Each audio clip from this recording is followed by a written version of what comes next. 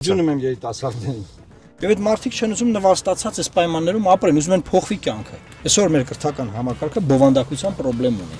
Մարզերն են Հայաստան։ Վիզաների ազատականացման process-ի մասնագետն ենք մենք։ Դեսպանատներում կամ հիմա այս վիզա կենտրոնները որ կան, չէ, ամիսներով դեգերում ենք։ Ոտքի վրա հաղորդման այս թողարկմանը խոսելու ենք Էդմոն Մարուքյանի հետ, հասկանալու թե լուսավոր Հայաստանն ինչ է առաջարկում երիտասարդներին։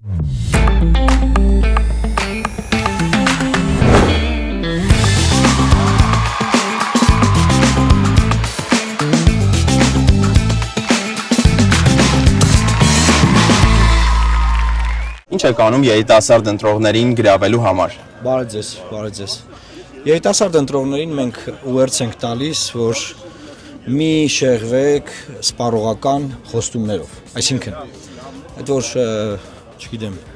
աշխատատեղ կբացենք, չգիտեմ ինչ կանենք, մեր երկիրը կանգնած է մի իրավիճակում, որ մի մարտարավերի առաջամեծ, որը ըստ էության մի բանի մասին է, որ մեր ինքնությունը պետք է պաշտպանենք, մեր քաղաքական բովանդակությունը, հայկական քաղաքական բովանդակությունը պետք է պաշտպանենք, որ այս երկիրը մնա։ Հիմա եթե դա տեղի չի ունենում, եթե մեր երկիրը վտանգված է, երիտասարդներին ինչ որ խոստումներ տալ վառապագայի մասին, բան չի կարելի խաբել։ Մենք երիտասարդներին ասում ենք, որ մենք ստեղծելու ենք եվրոպական մոդելի ազգային պետություն։ Թող պատմությունը ուսումնասիրեն, տեսնեն, որ ազգային պետությունները ծնվել են Եվրոպայում։ Մենք ուզում ենք, որ եվրոպական մոդելի պետություն ունենանք, որտեղ որ ոչ թե մանկապղծության գործը կոծկում են, այլ բացահայտում են, պատժում են, կանխում են, հա։ Այստեղ մտածում են, որ բանը իշխանությունները քարոզում են, որ եվրոպական մոդելի պետություն դա կրուասան ուտելն է։ Նա չգիտեմ, Ուրսուլա ֆոն դեր Լայնի Երևան գալն է, չէ, դա ինստիտուտներն են, համակարգերն են, այն ինստիտուտներն են, որոնք որ թույլ չեն տալու, որ նման բաներ տեղի ունենան։ Մենք երիտասարդներին ասում ենք, որ այն ինստիտուտները, որ մենք կստեղծենք, հատակաշիրների, փոխզսպումների, կրթական, այդ ինստիտուտները կապահովեն ձեր զարգացումը, այնպես ինչպես օրինակ քաղաքակիրթ աշխարհում։ Մեր խոստումը այն է, որ առաջին հերթին երիտասարդ մարդը իր պապերի ժառանգած այս հանրապետությունը, որպես հայկական պետականություն պաշտպանի։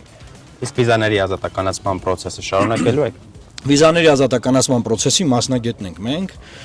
Մենք գիտենք, որ վերջին 8 տարիների ընթացքում տապալվել է այս process-ը, տապալվել է տոտալ process-ը, ինչու որովհետև ռեֆորմները չեն արվել, բարեփոխումները չեն արվել, կամ ձեզ ասեմ, թղթի վրա ձևական են արվել, իսկ դա եվրոպական միությունում տեսնում են։ Եվ դրա արդյունքում մենք հիմա 4 տարի հետ ենք ռեֆորմներով։ Այսինքն մեր պարլամենտում հայտնվել է բերելու նրան, որ մենք այդ ռեֆորմները արագացնելու ենք։ Եվ անպայման մեր ժողովուրդը ունենալու է վիզայի ազատականացում, չի գնալու դեսպանատներում կամ հիմա այս վիզա կենտրոնները որ կան, չէ, ամիսներով դեգերում ենք, չգիտեմ, ինչ հերթերի մեջ ենք գնում, ես ինչ փաստաթղթեր ենք ուզում, քիչ ամենում ասենք բաներ էլի, այս թղթերն ուզում ես կատակով անգամ ասեցի էլի, քիչ ամենում մեր նախնիների ինչ որ տվյալները պահանջ են արդեն։ Իսկ ինչպես եք ակտիվացնելու մարզերում երիտասարդների կյանքը, զբաղվածությունը։ Գիտեք, ես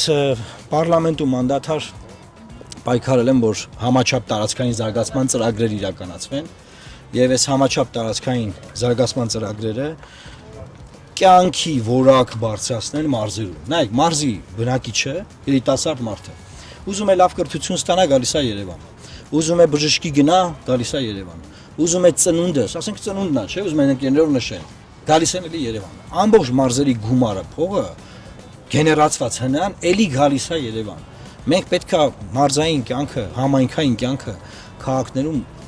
այն մակարդակի բերենք, որ երիտասարդը այն ինչ որ կարող է որպես ծառայություն, այս այդ ամեն ինչին վերաբերում է որպես ծառայություն, դա կլինի ժամանց, կրթություն, բուհ, բժշկական ծառայություն, դա բոլորը ծառայություններ են։ Այդ ամեն ինչը պետք է ապահովել մարզերի մակարդակում։ Հիմա մեր պատկերացրած կոնցեպտը համաչափ տարածքային զարգացման, դա նրա մասին է, որ Հայաստանի Հանրապետությունը Երևանը չի։ Դա նրա մասին է, որ մարզերն են Հայաստան։ Այս ինչ եմ ես բաներով ասում, որովհետև ես սրանք ազգային ժողովի ամբիոնից եմ ժամանակին ասել, էլի։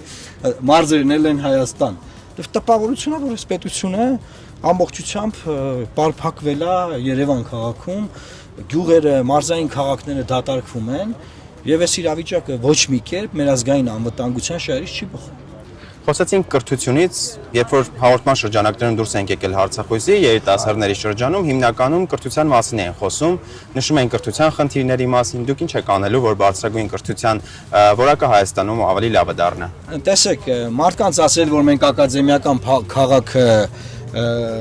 կստեղծենք եւ կրթություն լավ կլինի, դա աբսուրդ բան է, եւ կրթությունը հիմնականում դա քաղաքային մշակույթի մաս է։ Ինչ են ուզում անեն, բուհերը հանել քաղաքից եւ տանել ինչ որ մի հատ ամայի տարածք իբր ասել, որ այդտեղ,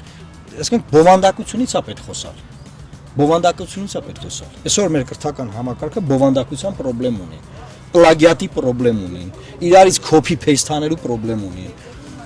Երբ որ մենք ասում ենք եվրոպական մոդելի ազգային պետություն, դրա մեջ մտնում է այդ մակարդակի կրթություն։ Իսկ դա արդեն ներդրումներ արել են ակադեմիական քաղաքի մենք դրա վերաբերյալ մոտեցում ունենք։ Ես ձեզ ասեմ, այդ մոտեցումը հիմա պատմեմ բոլորդ էլ իմանաք, ակադեմիական քաղաքի մասով մենք կարծում ենք, որ պետք է Երևան քաղաքում բուհերի տարածքներ դառնան ոդկով քայլելու տարածքներ, ուսանողական։ Հեծանիվ, ոդկով քայլել, հա, մեքենաներ չպետք է լինեն այդտեղ։ Պետական կառավարման բոլոր հիմնարկները, կառավարություն, մինիստրություններ, բոլորը տեղափոխվեն ակադեմիական քաղաք։ Այսինքն այդ ծախսերը, որ կարվել են եւ արվել են, կառավարությունը տեղափոխում են ակադեմիական քաղաք, առավոտ ավտոբուսներով տանում են մարդկանց, բոլորին են տեղ աշխատելու, երեկոյան բերում են։ Քաղաքը բեռնաթափվում է եւ ուսանողական, բուհական կյանքը լինում է քաղաքային։ Եվ բանով զոնաներ, կանաչ, հանգիստ նստած մարդիկ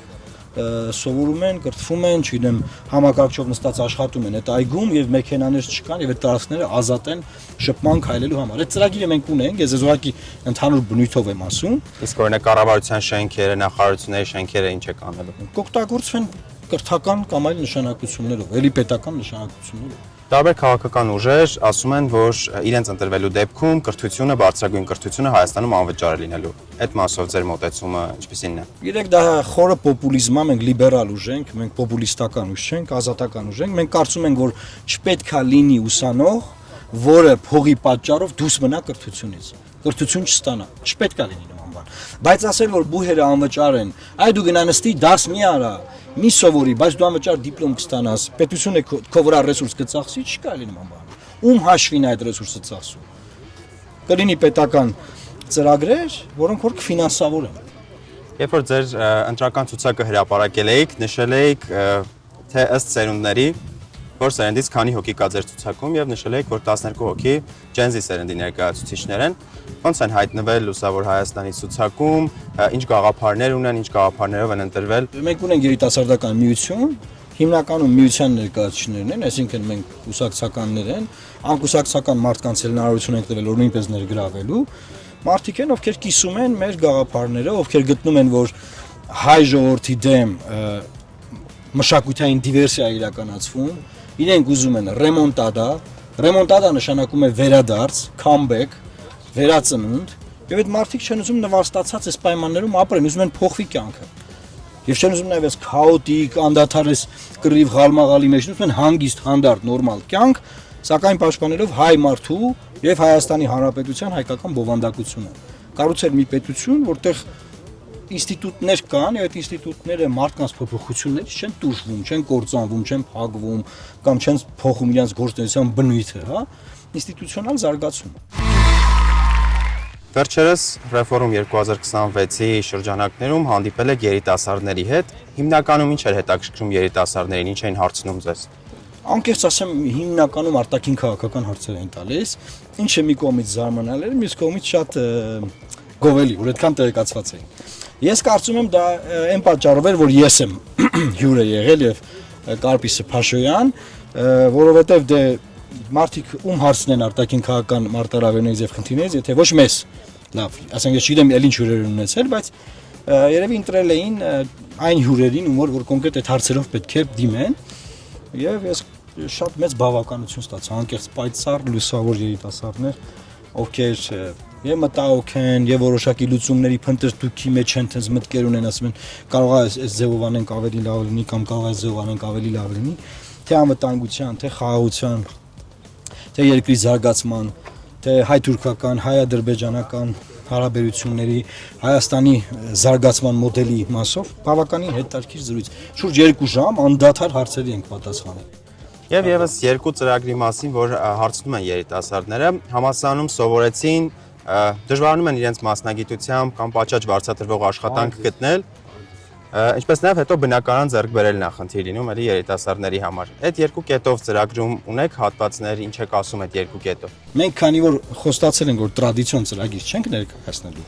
մենք հիմնական խնդրին ենք բարեձես հասցեագրում։ Իսկ հիմնական խնդիրը մեզ համար է ինքնության պաշտպանությունն է, պետության պաշտպանությունն է։ Դա համար չենք ուզում մտնենք այդ պոպուլիստական դաշտ, էլի։ Ես ձեզ վստահեցնում եմ, մեր պատկերացրած մոդելի պետության մեջ բոլոր հնարավորությունները կլինեն։ Երբ որ մենք ասում ենք, օրինակ տեսեք շատ են ասում Հայաստանը տանելու են Եվրոպա։ Դա հնարավոր չի, մեր աշխարհագրությունը ուրիշ է։ Բայց հնարավոր է Եվրոպան բերել Հայաստան։ Ինչ նկատի ունենք մենք, երբ որ ասում ենք Եվրոպան կբերենք Հայաստան։ Մենք նկատի ունենք, որ այն չափանիշները ապրելու կյանքի որակի, որ կա Եվրոպայում, ես նեգատիվ օրինակի վրա օրինակը բերեցի, կոնկրետ վերջին ամենաաղմկարույց գործով, այդ մանկապարտության։ Բայց ամեն ինչ իրար հետ կապ ունի ախր։ Ամեն ինչ իրար հետ կապ ունի։ Հիմա երիտասարդների բնակապահովման ծրագրերը, բազմաթիվ ծրագրեր կարող են լինել, բայց մենք չենք պատրաստվում հիմա այս օրհասական պահին մտնել այդ բանի դաշտը, էլի այդ պոպուլիզմի դաշտը, ասենք մի ուժ ասի